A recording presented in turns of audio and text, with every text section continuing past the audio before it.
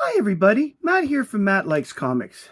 It's been a while since I've said salutations to people out there in the land, and I want to say thank you to everybody who has subscribed to my friend Lyle Hobson. Lyle has been a collector forever. The guy has the most eclectic, large collection that I've ever seen, and he's a lot of fun to watch on YouTube. Also, I'd like to throw out there to Comic Mike, because Comic Mike has shown over and again he is such a good channel.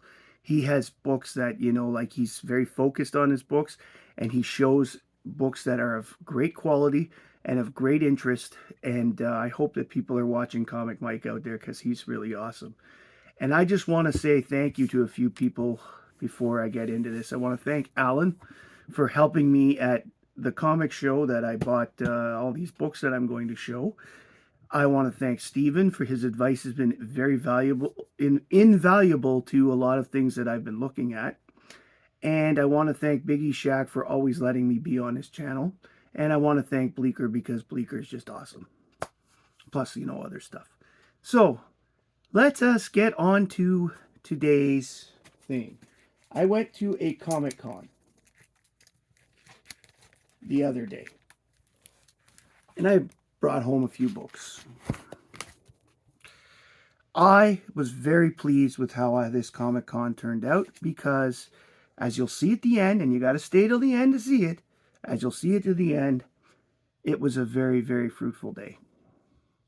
The most fruitful day I've had at a comic show in a long, long time.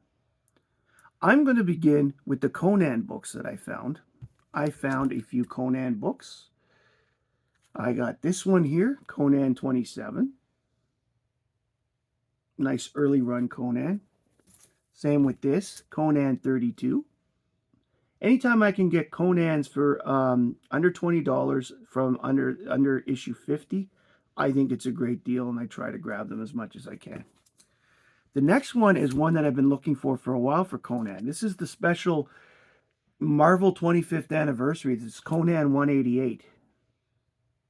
And I like the fact that even Conan and Heathcliff and characters like that were included in this whole Marvel thing. These books are hard to find due to the fact that there are collectors that just want to collect these. This is cool because this is an American newsstand version, so I was able to get here. So it was really cool. Next up, the last Conan of the bunch, Conan 263.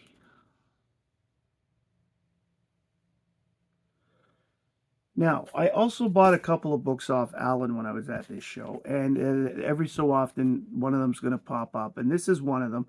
I bought Alan's copy of Superman 128 because I don't have one, and it's an interesting book because it's got the ad that features Supergirl coming out the next month.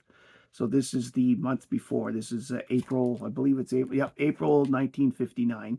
So I think that it's great to have this book because even though it's not in the greatest shape, it will make a great space filler for now, and it is still the ad that Supergirl is coming. I got this DC Superstars number 7, Aquaman. I'm actually filling in the DC Superstars books, and I don't need too many left.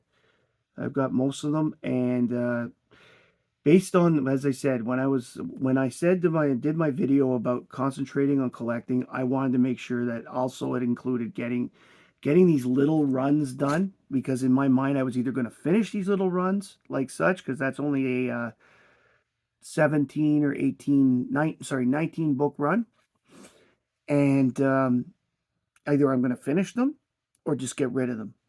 So I've decided that when I have less than 10 to go, I'm in a lot of these I will finish them. This here is another one that I bought off of Alan. This is an Uncle Scrooge book from Dell, which falls under my new love. I have to look inside to see what number it is. Bear with me. This is number... Oh, the book does not want to open. Have you guys got thick, fat fingers like me? Number 4. This is issue number 4. So it's probably the first actual numbered issue, because most of these first Dell issues tend to be in 4-color. So this is Uncle Scrooge number 4. I don't know that for sure. I'll just have to look that up. But here is the main book that I bought off of Alan, and this one is so cool. It's a Nick Cardy cover. This is Aquaman 37. As soon as I found out he had a copy of this to sell, I contacted him right away about it and said, I want it. And this was the key to the deal. The other books I got off him were kind of throw-ins as we worked things out. The next few I picked up from my new love of Gold Key. This is Woody Woodpecker 154. $155. I got these all in a dollar bin, so I was very happy. $167.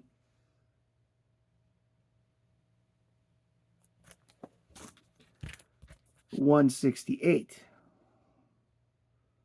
I also got this one in a dollar bin, and I bought it. It is Pep number 285, and even though there's pen on the cover, I bought it because these twins are hilarious. It says right there, dig the new twins in school. Now that's what I call unfair competition. That's what it says in the back. I mean, Reggie and Archie are just there for the pounce. This one here I got because of the Masters in the Universe insert. This is, again, out of the dollar bin. This is Arik, Son of Thunder 15.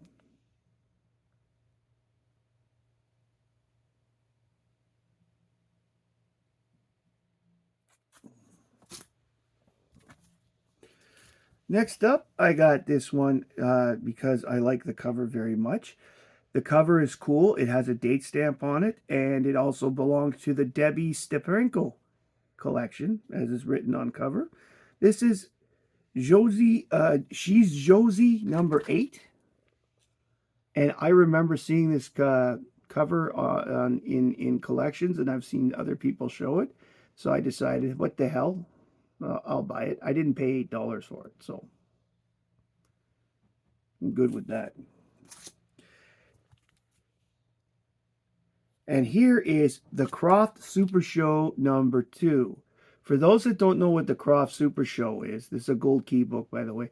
It was a collection of live-action shorts that were shown in the early 70s with things like Herbie the, oh my God. Well, Electro Woman and Dyna Girl was on there. There was the sea monkey, not sea monkey, the sea creature that was there. There were quite a few things. I'd have to look it up, the features. I did watch this a lot as a kid. It's not the Love Bug. I wanted to say Herbie the Love Bug, but it's not. It's another. It has to do with sand. It's a buggy. And I don't know if it's, I can't remember the Dune buggy's name. I'll remember at some point. I'm going to hit stop and remember all of these characters, of course. Off the top of my head, though, I can't remember. I think that's a Shaggy Man. But I'm, again, not 100% certain. But the fact is, there was a whole bunch of little live actions. And in the first season of Croft, Electro Woman and Dyna Girl was the big one. And I'm surprised they didn't keep that up because the special effects.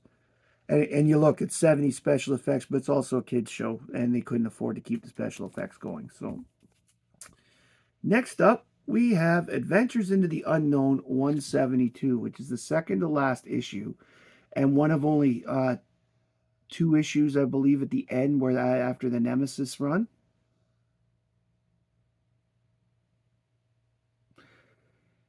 I don't know if that's like some sort of carnival bunkie. It was definitely a ghost, but it also makes me think of that Beetleborg TV show. I think that's the name of it, where the guy looks like this. I always thought he looked like Liberace a bit. Next up is a bunch of books that I got for $5 a piece. I picked them up because they're Bronze Age Marvel. We've got print, and they're not in the greatest of shape, but again, they'll make great reads and it's interesting. It will help me expand my Marvel knowledge, and that's what I really want. We've got Prince Namor the Submariner 16. We all know this is Hagen's favorite character.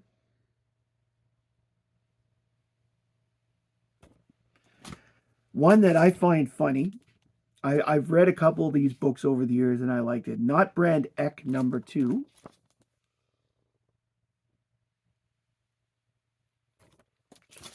We've got Ms. Marvel #23.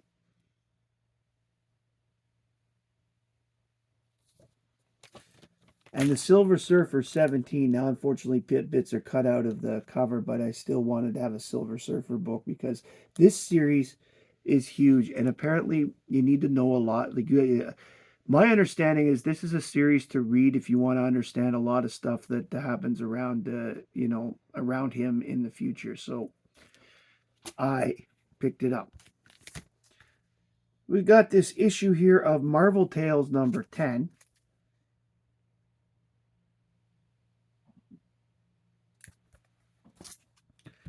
Nick Fury, Agent of S.H.I.E.L.D. #1. Now, these are not the only Marvel books I picked up. We'll get to the rest. This is the last book, I believe, in this pile no, it's not. Sorry. Second last book in this pile I got off of Alan. This is Lois Lane 68. It's an 80-page giant. And since 80-page giants are just hard to find, I took it, even though there's a big hole through the book, because I really want to be able to put the hole closed. The next bunch of books I'm going to show, I got a lot of these from that $5 sale a piece. But because it's an active series that I collect, I was very happy to get these because it's just hard to find a lot of stuff for cheap in this run. Fantastic Four 83. Like, seriously, a pre-100 Fantastic Four for $5. Fantastic Four 95.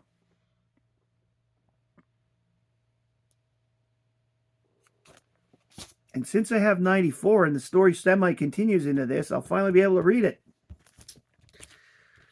118 with a nice Crystal on the cover. Crystal is one of my favorite characters from Marvel.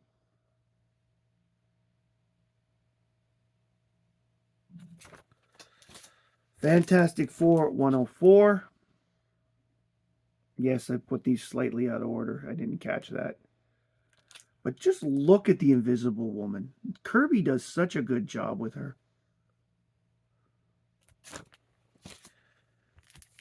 And Fantastic Four 105.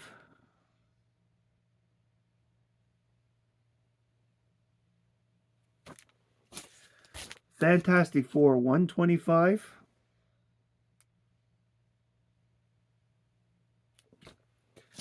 And here's a book that I bought because Alan pointed out to me that it was a Hitler cover because he saw it before me, and I need this book. This was Fantastic Four 292.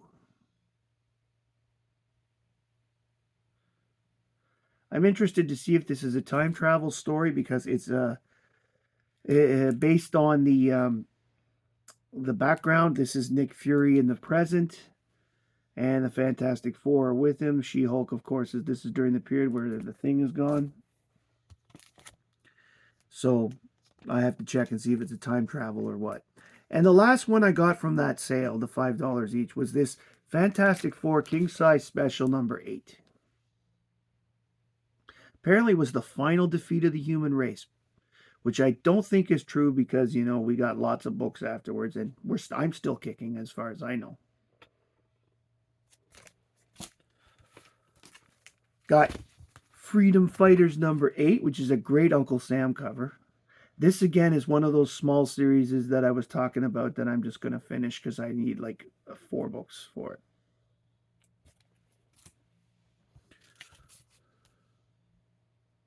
We've got Ghostly Tales 153, a nice Charlton book.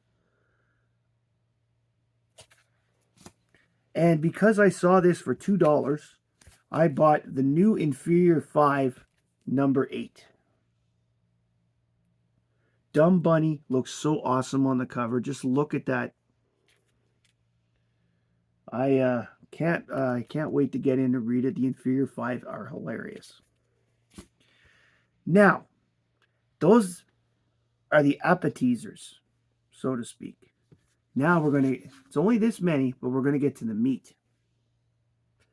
And I don't know about you, but I love meat. This is the last book I got off of Alan. Action 262. It's in terrible shape, but you know what? I need it. It's a run filler.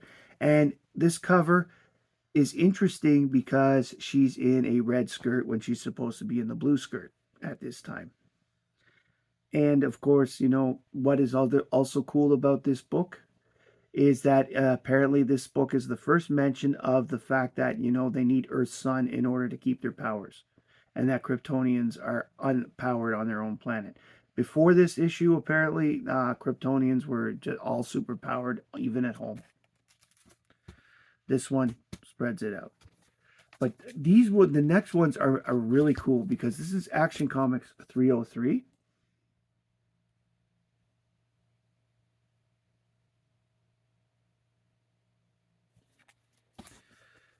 Action 306.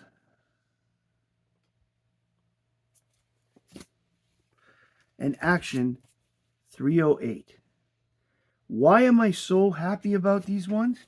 Because when another order I have comes in, I will now have an Action Comics run that goes from 302 unbroken.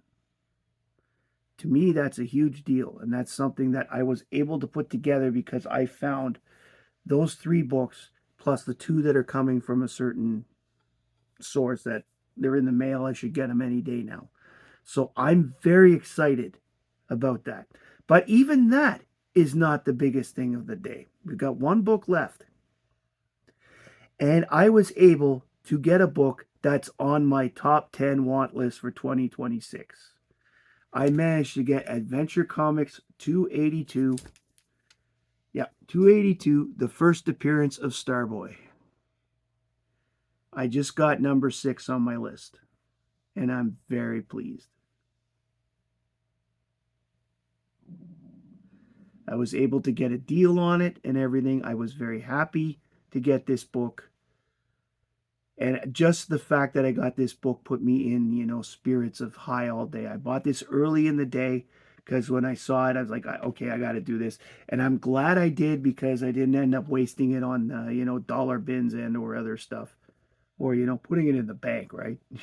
Put it back in the bank. No, never an option. So, yes, the first appearance of Starboy, Adventure 282. If you liked what I've done today, please like, comment, and subscribe below. I particularly would love to see what books you might have or what books you like the most, and comment below about that. Tell me if you think I made a bad choice in a lot of these books.